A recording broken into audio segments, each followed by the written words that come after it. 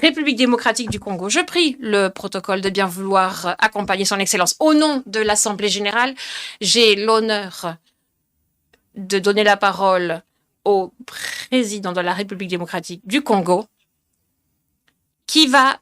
prendre la parole devant l'Assemblée générale.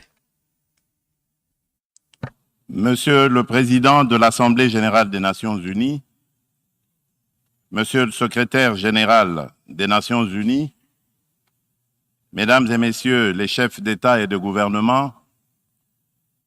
Mesdames et Messieurs les chefs de délégation,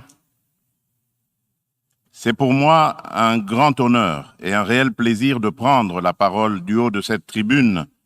pour faire entendre la voix de mon pays, la République démocratique du Congo, sur les principales questions qui préoccupent au plus haut point la communauté internationale actuellement. Monsieur le Président, je voudrais néanmoins, avant toute chose, vous féliciter pour votre élection à la présidence de la 77e session ordinaire de l'Assemblée générale des Nations unies. Je suis convaincu que vous donnerez le meilleur de vous-même pour la réussite de cette session et vous garantis tout le soutien de mon pays. Monsieur le Président, les défis majeurs auxquels l'humanité fait face actuellement sont la sécurité et la paix pour tous, la maîtrise des changements climatiques, la relance de l'économie mondiale après la Covid-19, la lutte contre la pauvreté et la promotion du bien-être collectif. Ces principaux défis sont complexes et intimement enchevêtrés. Conscient de cette réalité, je salue le choix judicieux et la pertinence du thème central de ces assises, à savoir un tournant décisif des solutions transformatrices face à des défis intriqués. À l'évidence, le relèvement de ces défis exige plus de concertation, plus de coopération et plus de solidarité entre les États et les nations. Le maintien de la paix et la sécurité internationale constituent le fondement et l'objectif primordial de la création de l'Organisation des Nations unies. Ni l'indifférence, ni l'immobilisme, ni l'attentisme de sa part ne sont par conséquent admissibles face à toute menace contre la paix et la sécurité internationale. À ce jour, la question de la sécurité et de la paix internationale se cristallise autour de la lutte contre le terrorisme ainsi que l'extinction des foyers de tension en Europe et en Afrique. En effet, le terrorisme n'a épargné aucun continent. Après l'Asie, l'Europe occidentale, l'Amérique du Nord, il se métastase en Afrique, où il a allumé le feu à plusieurs endroits et notre continent en paye un lourd tribut. Au Sahel, à l'Est, à l'Ouest, au centre et au sud de ce continent, les terroristes tuent par des expéditions barbares des populations innocentes et déstabilisent des États au nom de l'intégrisme religieux. Certes, des progrès remarquables ont été accomplis au Moyen-Orient dans la lutte contre ce fléau qui a battu de l'aile. Cependant, ce fléau est loin de s'essouffler et encore moins d'être éradiqué de notre planète. C'est pourquoi la République démocratique du Congo, une des victimes africaines de ce terrorisme, est membre de la coalition globale contre l'État islamique, interpelle les Nations unies et les exhorte à s'impliquer activement dans la mise en œuvre des recommandations de cette coalition et de celles du processus d'Aqaba. Les réactions les déclarations d'intention et les proclamations de foi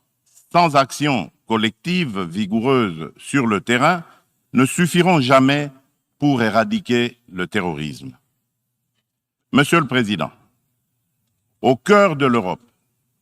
la guerre entre la Russie et l'Ukraine est une plaie béante dont le saignement atteint même l'Afrique lointaine et perturbe le commerce international à cause des dégâts collatéraux importants, notamment en matière d'approvisionnement en produits céréaliers et énergétiques d'origine ukrainienne et russe, nécessaires à l'alimentation des populations ainsi qu'au fonctionnement des économies des pays importateurs. Il est impératif que les Nations unies interviennent avec diligence et plus de fermeté pour éteindre ce brasier, et ce, dans le respect absolu des règles du droit international. La République démocratique du Congo souscrit à la position de l'Union africaine et appelle toutes les parties au conflit à suivre la voie du dialogue et du droit préconisée par l'Afrique, qui a par ailleurs l'expérience de gestion des crises sécuritaires provoquées par des groupes armés dans certains de ces États. À ce sujet, les Nations unies savent que mon pays, la République démocratique du Congo, est victime d'une crise sécuritaire aiguë qui dure depuis plus de 20 ans à l'est de son territoire national. Tout observateur honnête et de bonne foi reconnaît que cette crise est causée principalement par les convoitises que suscitent ces fabuleuses richesses naturelles et les ambitions de puissance de certains de ses voisins. Le peuple congolais reconnaît l'implication des Nations unies, de l'Union africaine, des communautés régionales africaines, de l'Union européenne et des partenaires extérieurs bilatéraux de la République démocratique du Congo pour juguler cette crise récurrente. Il leur en est reconnaissant et s'incline devant le sacrifice de vaillants soldats de la paix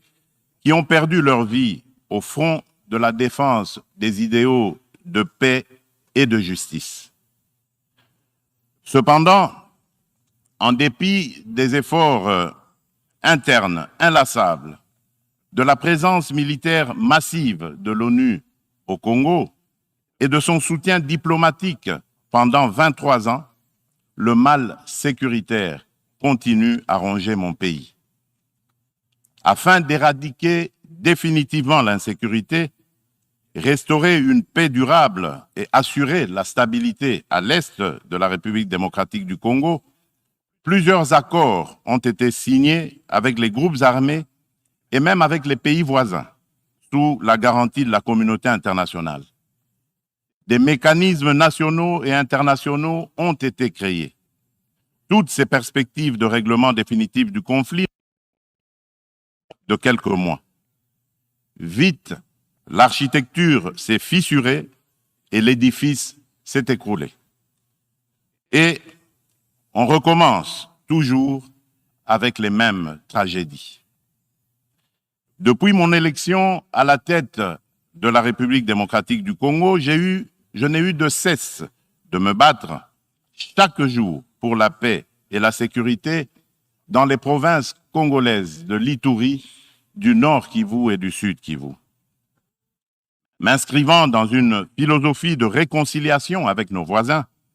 je n'ai ménagé aucun effort pour rassurer les chefs d'État des pays limitrophes et restaurer la confiance entre nous, notamment par la concertation permanente sur des questions d'intérêt commun, la conclusion d'accords de coopération sécuritaire et de partenariat économique et la réalisation de projets de développement pour nos populations respectives. En dépit de ma bonne volonté et de la main tendue du peuple congolais pour la paix, certains de nos voisins n'ont trouvé mieux que de nous remercier par l'agression et le soutien des groupes armés terroristes qui ravagent l'Est de la République démocratique du Congo. C'est le cas actuellement du Rwanda qui, au mépris du droit international, de la charte de l'ONU et de l'acte constitutif de l'Union africaine, a une fois de plus non seulement agressé en mars dernier la République démocratique du Congo par des incursions directes de ses forces armées, les RDF, mais aussi occupe des localités de la province du Nord Kivu par un groupe armé terroriste interposé, le mouvement du 23 mars, dit M23, auquel il apporte un soutien massif, tant en matériel de guerre qu'en hommes de troupes. Et comme pour défier la communauté internationale, le M23, avec le soutien de l'armée rwandaise, a même abattu un hélicoptère de la MONUSCO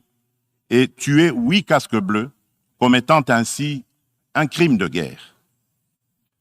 Je dénonce, en ce lieu emblématique de la vie internationale, avec la dernière énergie, cette énième agression dont mon pays,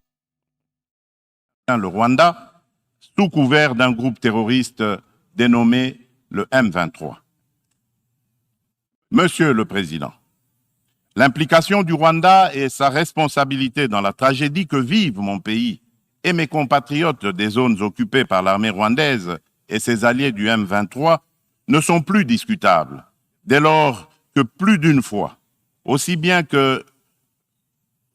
les groupes d'experts dûment mandatés par l'ONU et le mécanisme conjoint de vérification élargie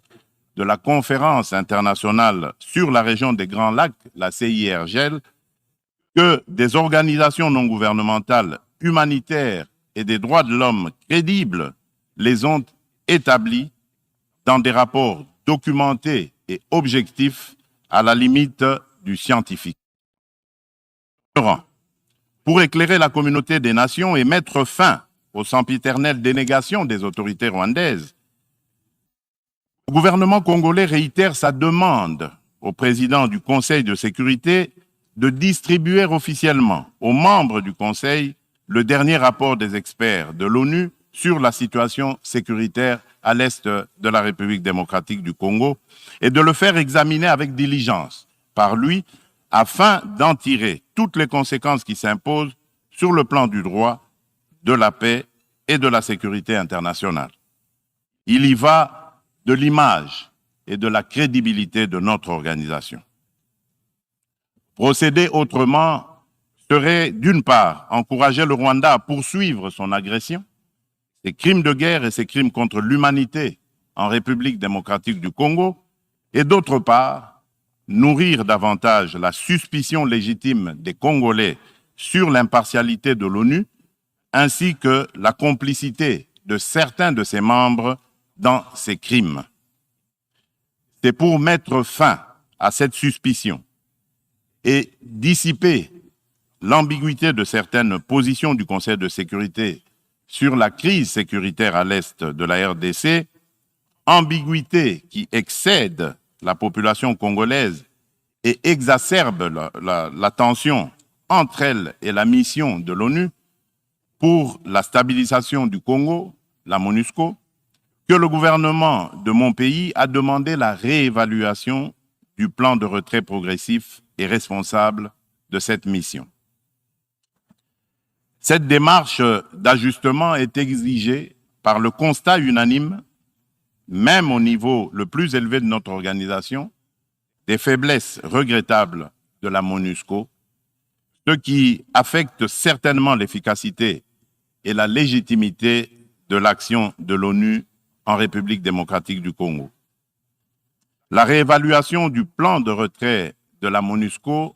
ne peut par conséquent nullement remettre en cause les relations entre mon pays et notre organisation. Quoi qu'il en soit, je réaffirme haut et fort à cette tribune de la plus haute instance internationale de gestion des affaires du monde, la détermination du peuple congolais et de ses dirigeants de défendre toujours, jusqu'au sacrifice suprême, l'intégrité territoriale, l'indépendance et la souveraineté de leur pays, dans le respect, bien sûr, du droit international et des engagements pris au sein des organisations internationales dont il est membre. C'est ici le lieu pour moi de préciser que l'État congolais et la société civile ne permettront jamais à quiconque de tenir le discours de la haine tribale, ethnique et raciale ou xénophobe dans notre pays. La Constitution de la République et les lois congolaises interdisent un tel discours et le sanctionnent sévèrement. Nul ne peut donc prétexter de ce discours imaginaire pour justifier des aventures criminelles au Congo, diviser les Congolais et fragiliser l'unité nationale à laquelle tous mes compatriotes tiennent. La République démocratique du Congo n'est pas et ne sera jamais génocidaire. De même,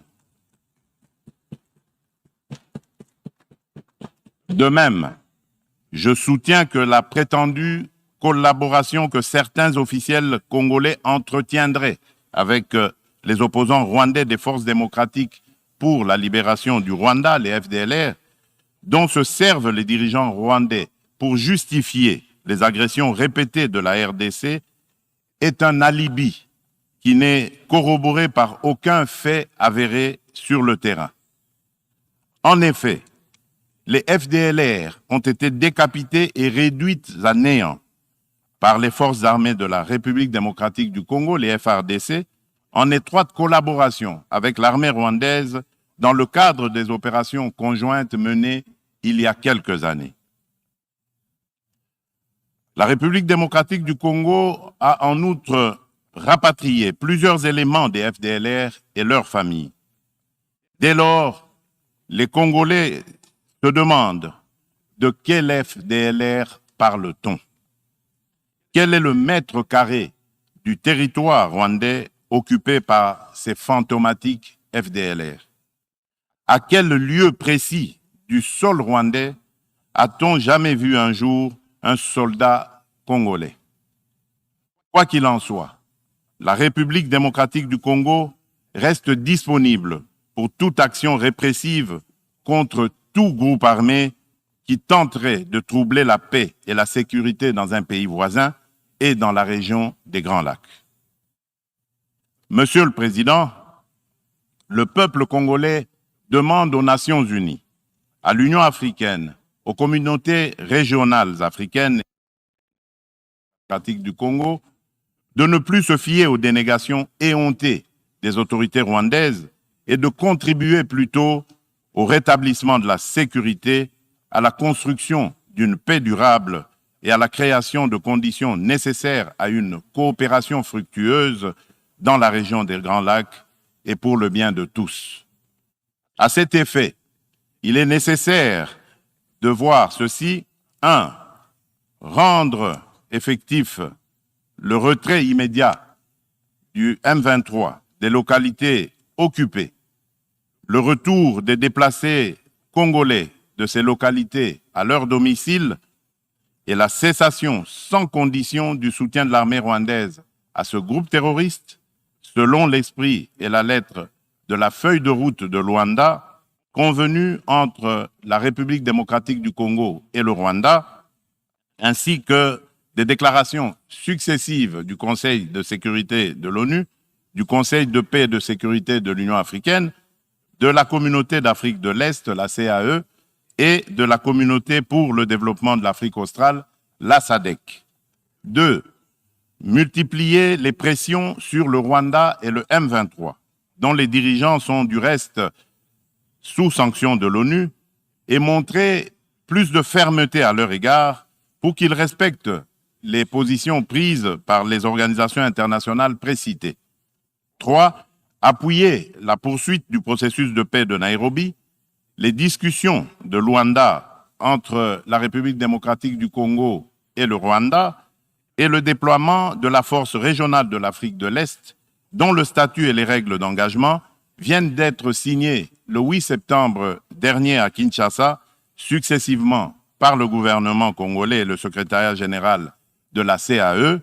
d'une part, et d'autre part, par les FARDC et le commandement de cette force régionale. 4. Encourager le président honoraire du Kenya, le président Uhuru Kenyatta, et le président de l'Angola, de la République d'Angola, João Lourenço, médiateur de la CAE et de l'Union africaine dans la crise sécuritaire en République démocratique du Congo, à poursuivre leurs bons offices. 5. Lever tout obstacle à la restructuration par la République démocratique du Congo de ses forces armées et de défense, à la montée en puissance de celles-ci pour mieux remplir ses missions régaliennes, notamment par la levée pure et simple de toutes les mesures restrictives de l'acquisition d'équipements militaires, la forme édictée par le Conseil de sécurité de l'ONU. La réalisation des actions préconisées ci-dessus garantira sans doute le peuple congolais de la certitude d'un règlement de la crise et facilitera un dialogue constructif entre toutes les parties concernées quant à ceux. Monsieur le Président, nous, peuple congolais, sommes décidés cette fois-ci à mettre définitivement fin à l'insécurité à l'est de notre pays, quoi qu'il en coûte. L'heure a sonné de casser à jamais le cycle infernal de la violence à l'est de la République démocratique du Congo pour stabiliser la région des Grands Lacs afin de tirer le plus grand bénéfice de ses potentialités économiques ainsi que de sa riche biodiversité pour sauver l'humanité face au changement climatique. La gestion de ces changements pose deux problèmes fondamentaux, à savoir la mise en œuvre d'instruments juridiques et financiers issus de négociations internationales, en particulier dans le cadre des différentes conférences des parties à l'accord des Nations Unies sur le climat, la COP, et la transition énergétique. Il est temps, d'une part, de mettre fin à l'exécution sélective des engagements souscrits par les pollueurs et d'autre part, de compenser au nom de la justice climatique les efforts fournis par les pays moins pollueurs, dont ceux de l'Afrique, pour préserver l'environnement dans l'intérêt de toute notre planète. Quant à la transition énergétique, l'Afrique regorge suffisamment de sources d'énergie renouvelables et de matières premières susceptibles de contribuer à la mobilisation des alternatives crédibles à la double crise énergétique et écologique. De ce point de vue, il est important de relever que la République démocratique du Congo compte parmi les principaux producteurs de minerais stratégiques essentiels à la transition énergétique et à la décarbonisation du secteur des transports, dont notamment le cobalt, le lithium, le nickel ainsi que le manganèse. Mon pays s'est fixé comme objectif de produire proprement les 10 minerais à cette fin. C'est dans cette perspective que la République de Zambie et la République démocratique du Congo ont signé le 29 avril de cette année un accord relatif à la mise en place d'une chaîne de valeur dans le secteur de batteries électriques et des énergies propres. Il va sans dire, au vu de l'importance des investissements que requiert la réalisation d'un tel projet, que l'implication des partenaires est particulièrement indispensable, notamment en termes d'apport en capitaux et en technologies adaptées. En outre, afin de soutenir le programme de transformation verte des économies sur le continent africain et de rencontrer la demande d'énergie croissante dans le monde,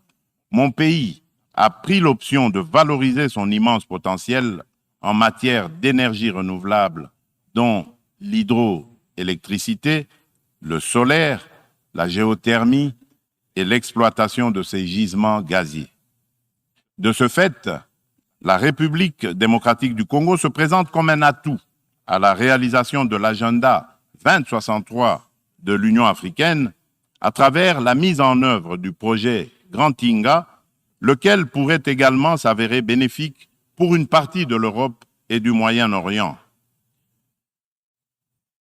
C'est dans cette perspective qu'elle est heureuse d'abriter les travaux préparatoires de la 27e conférence des parties sur le climat, la pré-27, le mois prochain.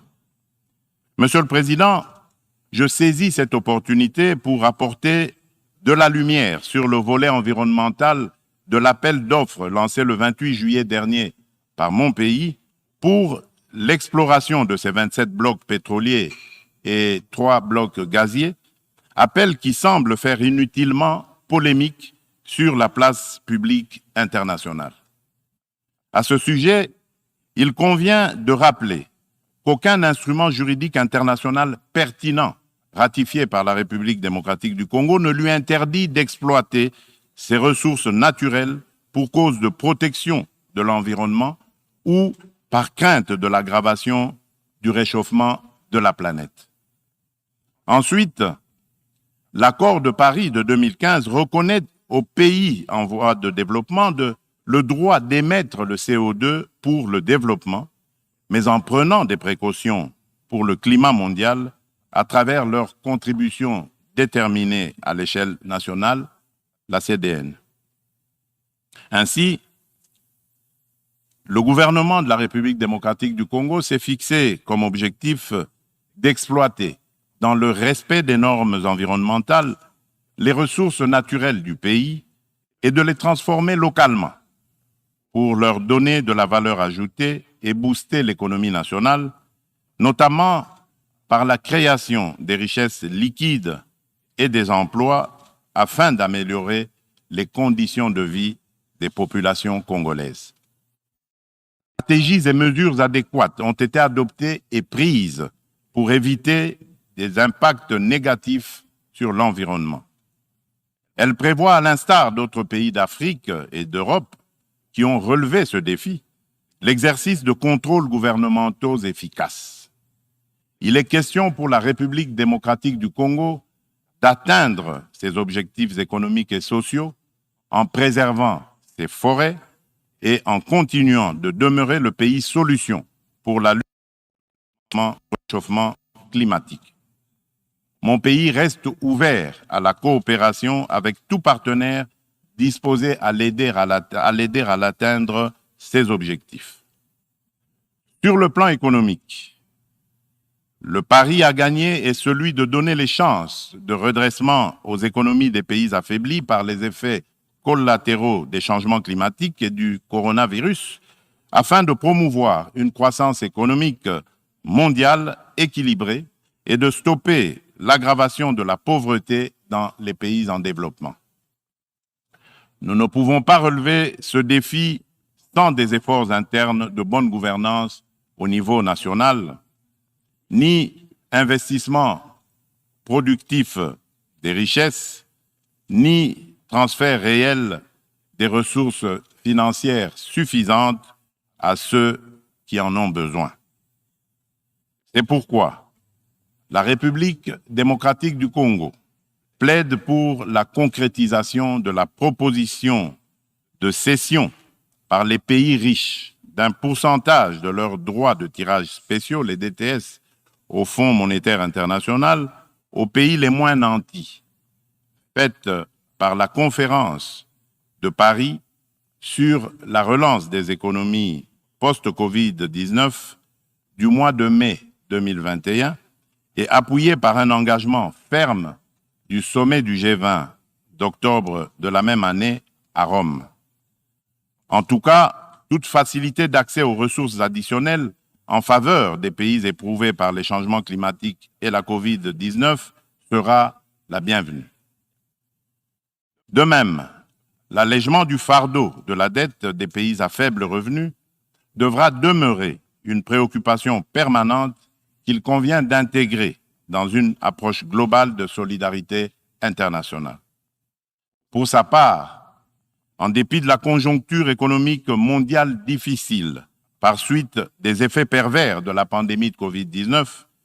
la République démocratique du Congo a enregistré des progrès remarquables en termes de croissance économique. Le rythme de création de richesses s'est accéléré en 2021 grâce particulièrement au dynamisme du secteur minier, dont la croissance de la production est passée de 1% en 2019 à 10,1% en 2021, par suite de la bonne tenue des cours du cuivre et du cobalt sur le marché international. Le taux d'inflation et celui de change du franc congolais sont restés relativement stables. Aussi, le Conseil d'administration du Fonds monétaire international a-t-il conclu favorablement la deuxième revue du programme soutenu par la Facilité élargie de crédit. Le Fonds monétaire international a exprimé son satisfecit sur les politiques macroéconomiques prudentes adoptées par le gouvernement de la République démocratique du Congo. Nous poursuivrons inlassablement ces politiques et l'effort d'amélioration du climat des affaires en cours pour promouvoir les investissements privés et les activités économiques en général. Monsieur le Président, la solidarité et la justice dans les relations entre les nations ont toujours été des facteurs de paix et de sécurité mutuelle, car elles rapprochent les hommes et créent des liens d'interdépendance entre eux. À cet effet,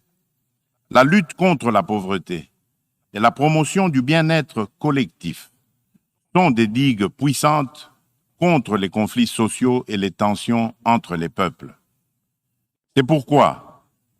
la République démocratique du Congo se félicite de l'action collective menée par la communauté internationale contre la COVID-19 et salue l'initiative des États-Unis d'Amérique, New Feed the Future, pour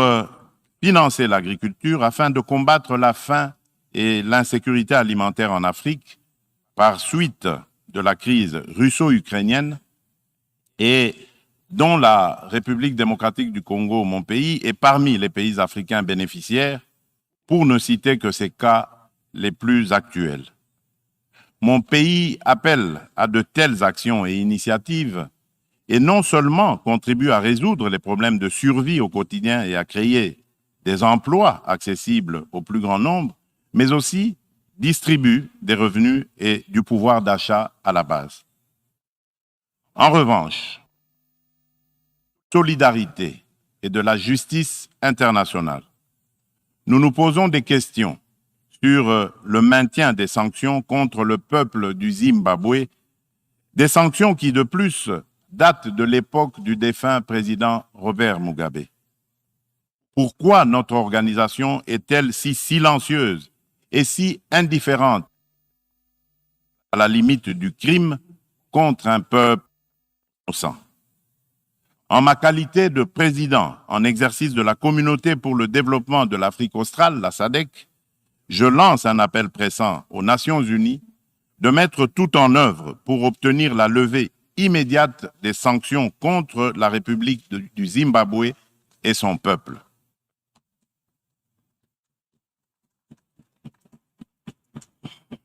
Monsieur le Président,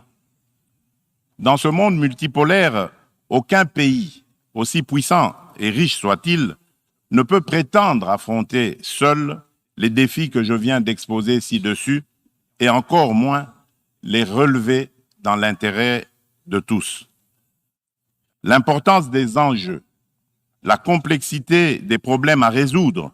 et l'ampleur de la tâche exigent une approche multilatérale équitable qui intègre les intérêts d'un chacun et mutualise les énergies de tous dans le respect réciproque. C'est pourquoi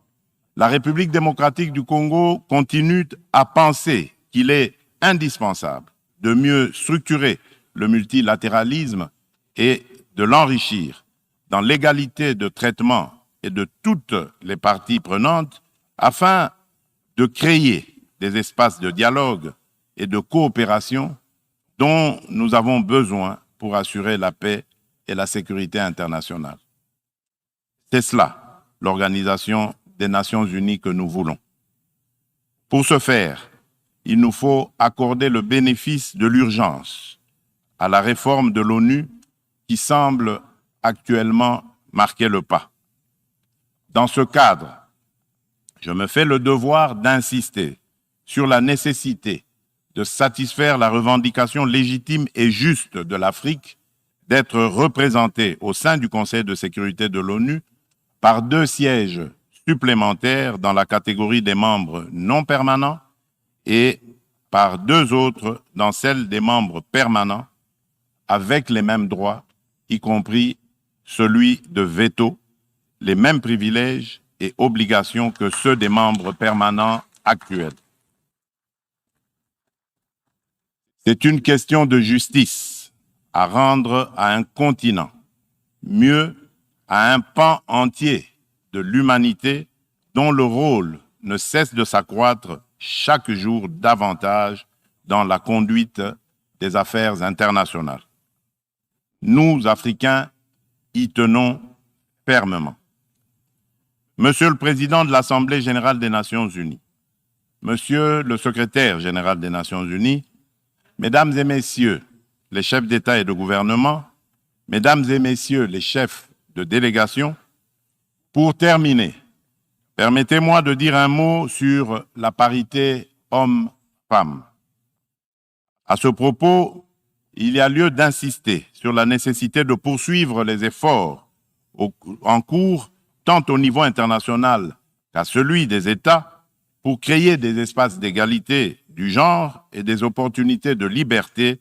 et d'action pour la femme. Pour ce faire, l'implication des hommes dans les politiques de promotion du genre s'avère nécessaire parce que d'une part, l'homme partage la vie avec la femme et d'autre part, depuis des temps immémoriaux, pour des raisons diverses, l'homme s'est forgé une prééminence sur la femme qui lui confère une influence déterminante sur le destin de cette dernière.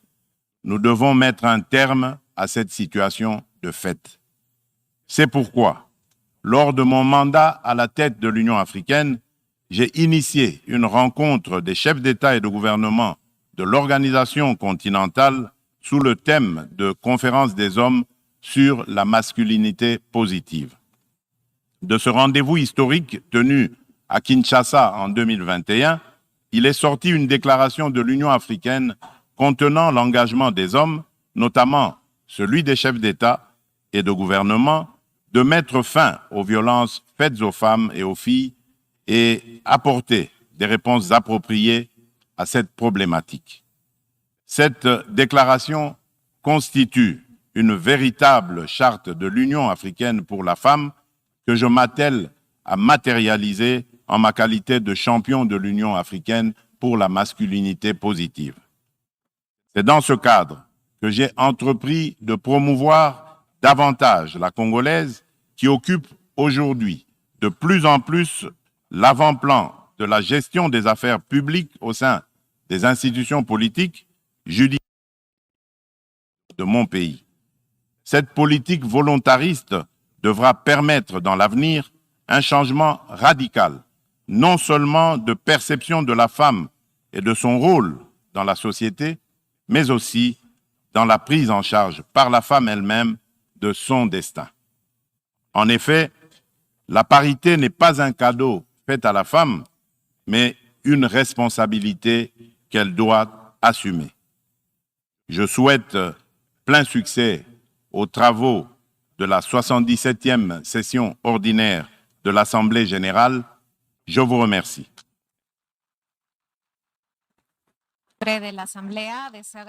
Au nom de l'Assemblée, je remercie le président de la République démocratique du Congo pour sa déclaration et je prie le protocole de bien vouloir accompagner son Excellence.